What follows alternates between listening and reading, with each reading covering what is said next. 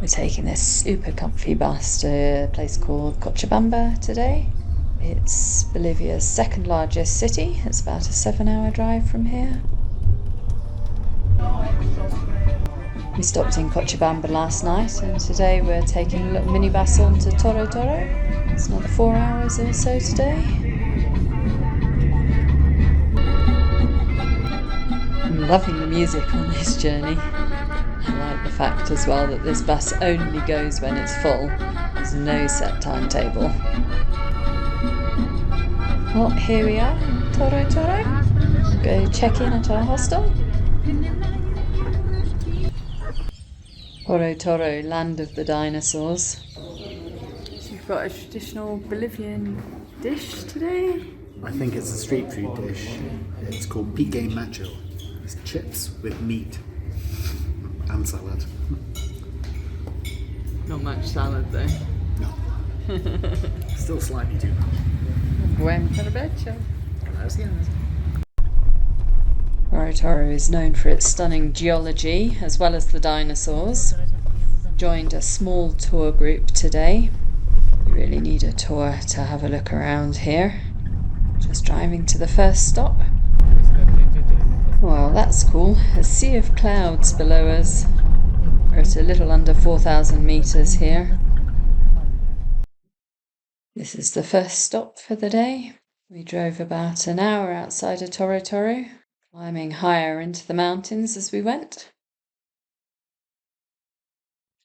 This is Alejandro, our local guide, ahead of us. We're in the Torotoro National Park here, which covers 165 square kilometres around the town. He's taking us on a circular walk around this area because there's some interesting geological features, like this cave. I don't think the video really does this cave justice, actually. It looks pretty spectacular. The rocks here are sandstone, formed by sediments when this whole area was at sea level. When the tectonic plates from North and South America moved towards each other and created the Andes, it uplifted this whole area and created the mountains here. And then, of course, the erosion caused by wind and rain have done the rest.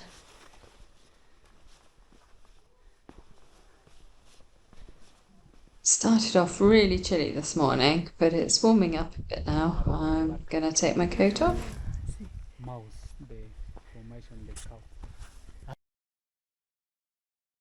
Bolivia's been such a surprising place so far. We've been at altitude in the mountains most of the time. Whilst the altitude is quite tough, it's also quite a stunning place. Freezing cold at night and then really quite warm during the mid-afternoon anyway.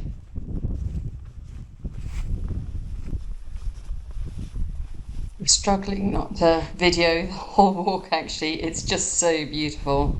Just more staggering views around each corner.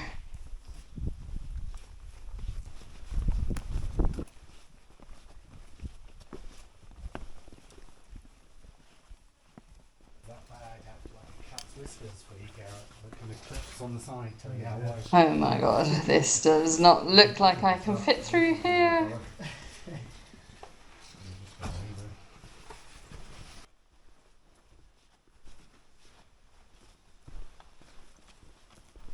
Noticing that a lot of the plants and these small trees around here are completely new to me. I've never seen these species before.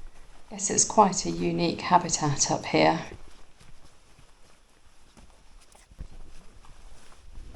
Like this tree, these pretty little flowers. Oh, another tight squeeze.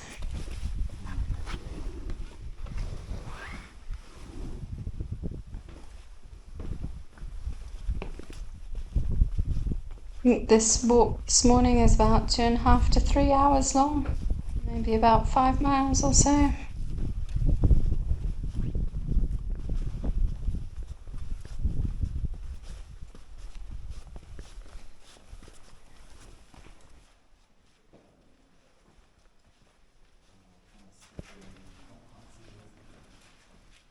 Well, this cave is one of the highlights of this walk. It's called the Cathedral for fairly obvious reasons. It is pretty cool. Cuando vemos de arriba, no se ve la cueva, ¿no? Esto es, antes, aquí escondían el vaca, ¿no? Sí. Our guide has proved himself to be a pretty good photographer. He's been taking, plenty of pictures of us, which is good, as we actually don't have very many. He's shown us how to use the panoramic function on our camera, which is pretty cool.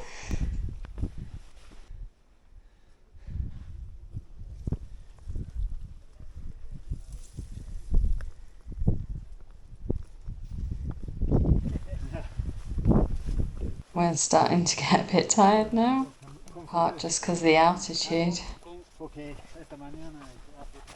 Don't think we've got that much further to go now, though, on this part of the walk anyway.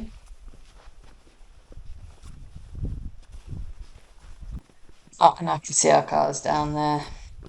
It's good, we'll have a bit of a rest in the car as we travel to the next stop.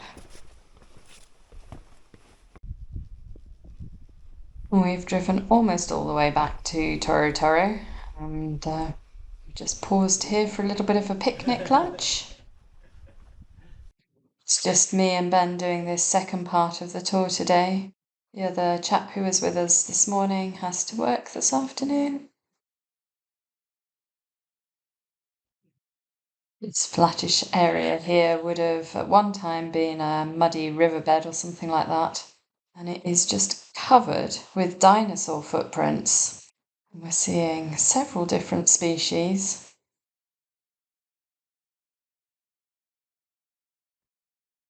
Alejandro's been telling us how to distinguish between herbivores and carnivores. The carnivore footprints are much more pointy. This really is super cool. I've never seen dinosaur footprints before. And these ones are just so clear and so many of them. I have to say, I was absolutely gobsmacked to see those footprints were just so well preserved and so numerous as well.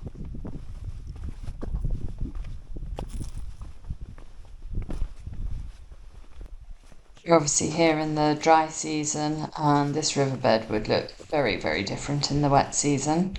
Be a good meter underwater here.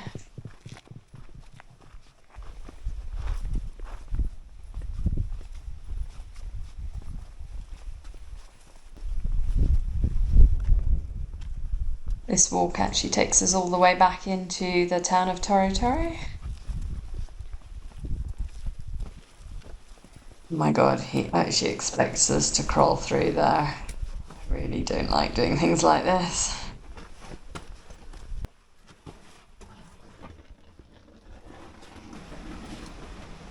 Well, that gap was really too tiny and I am absolutely filthy. At least the ground wasn't wet. Well, whilst I really didn't like having to crawl through that tiny gap, I know that Ben really won't like having to walk along this thin little ledge above this canyon in his vertigo.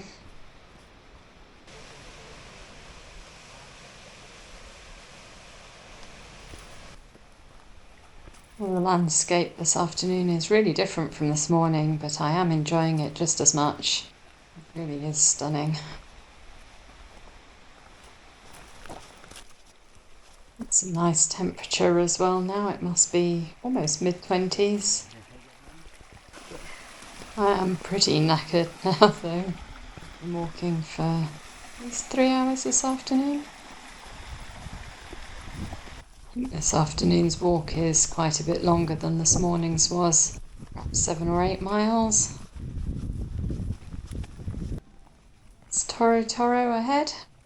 I am really quite happy to see it now. It has been an absolutely amazing walk. Well, 2 walks this morning and this afternoon, but glad to have a bit of a sit down now. Just passing through the outskirts of the town now. Luckily, it's not a very big town.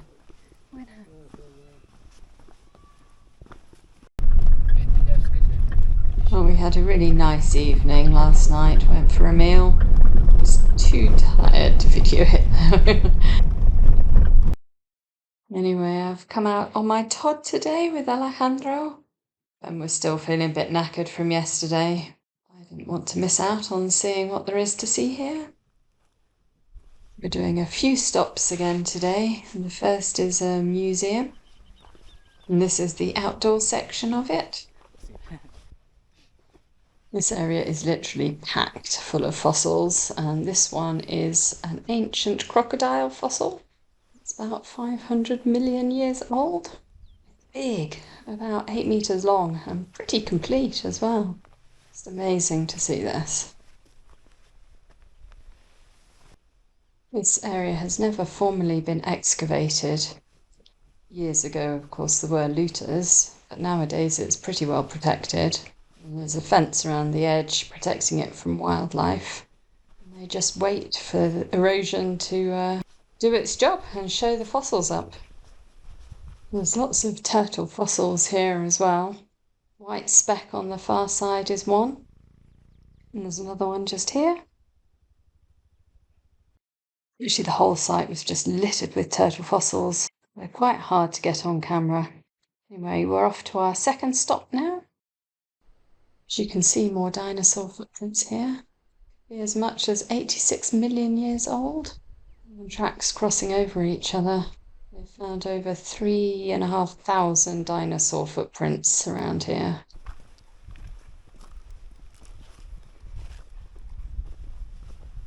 And there's another. My camera is actually pointing out loads. I just can't show them all in this video. It's just staggering though. I think that we're walking in the same place as dinosaurs were. These footprints are from a brontosaurus, a mum and baby by the looks of it. They've identified at least 8 different species of dinosaur footprints from around here. Some of the prints we saw yesterday with Ben were velociraptors. They were the carnivorous prints we saw with the pointy toes. This is the final stop for the day, and we're just going to walk around this little headland that you can see in front of us. I'm going to go down into the canyon and around. This is cool. They call it the natural theatre. And in the wet season, there's just cascades of water falling all around it. You wouldn't be able to stand where we're standing. You'd be swimming instead. We've just been walking along the riverbed. And we're going to follow it all the way down to where it meets the other river at the end.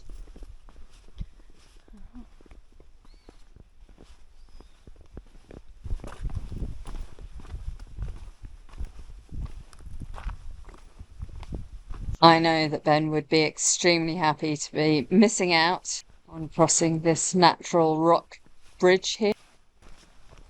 We're just approaching the viewpoint. Wow, that is a pretty impressive canyon.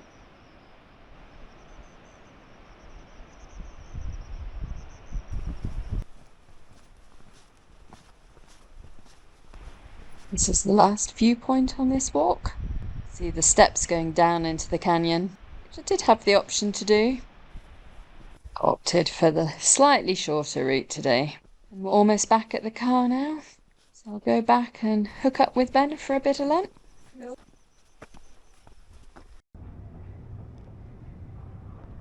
We got the bus back to Cochabamba yesterday, and we've just got one day here to have a quick look around the city.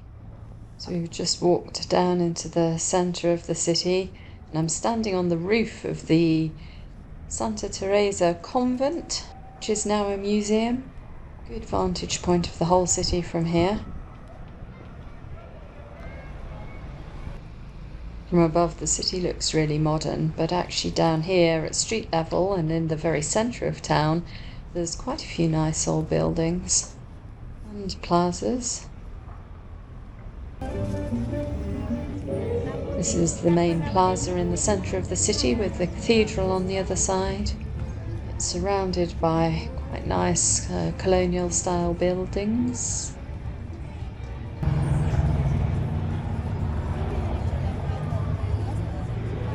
Unusually for a cathedral or church, it's really light and airy inside.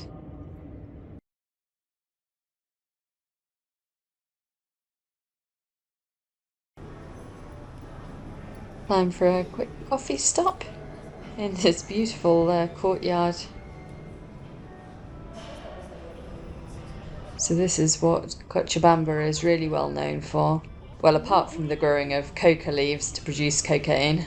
But this is a much better story. A giant statue of Jesus, almost 40 meters tall. Standing up here on San Pedro Hill overlooking the city. You can see it from most parts of the city as well. And from here we're just going to walk back down to our hotel.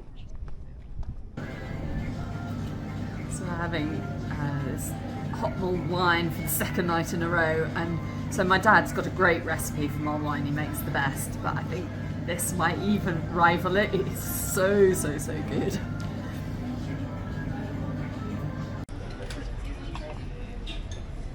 Here we are in Tarija, the wine region of Bolivia. We're wasting absolutely no time in trying the wine.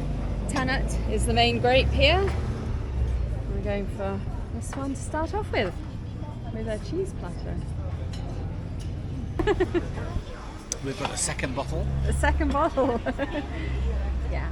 But if you're going to visit a wine region, then you have to drink some wine. We're serious. We're taking this job seriously, right? Absolutely, 100%. And there was just too much cheese for one bottle of wine. Yeah, we take all of our travelling to the extreme. Of course, our visit here is mainly about the wine, but we have had a little look around the town as well.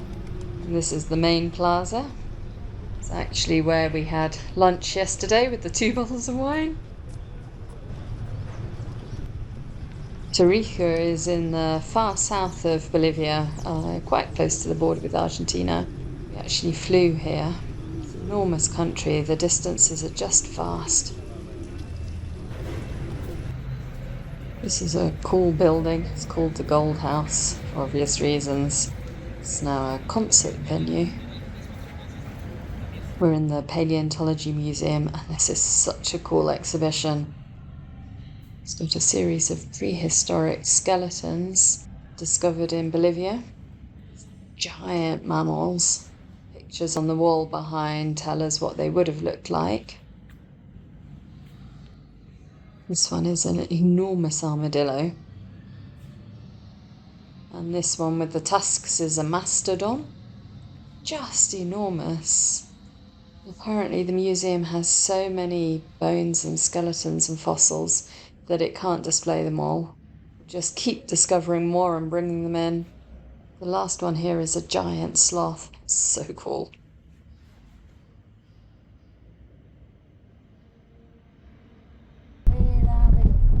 So we haven't only drunk wine since we've been in Tarija, but we are returning to drinking wine now, visiting a vineyard. We've come to this fairly small vineyard called Cañón Escondido. The processing and bottling is all done in this relatively small warehouse. It's a family-run business and the daughter is showing us around. Only very few of the vineyards in Bolivia export anything at all, but they've got some boxes downstairs that are ready to export to Paraguay. It's a really dry climate here, but the Tanat grape is apparently quite well suited to it. Now for the part of the tour that we really came here for, i.e. the wine tasting. They do it a little bit differently here from in Europe. They give you a full glass of wine to try. In this case it's a really nice crisp white. And the snack is empanada stuffed with cheese and corn. And now to try a glass of their red with an absolutely enormous cheese platter. And salads and bread. Well, we really enjoyed that wine tasting experience. Both really liked the red wines. Actually, the white was nice as well, and we had a rosé, which wasn't bad. But that's it for Tarija. We're just walking back to our hotel now, and tomorrow we head off again, which is probably just as well for our livers.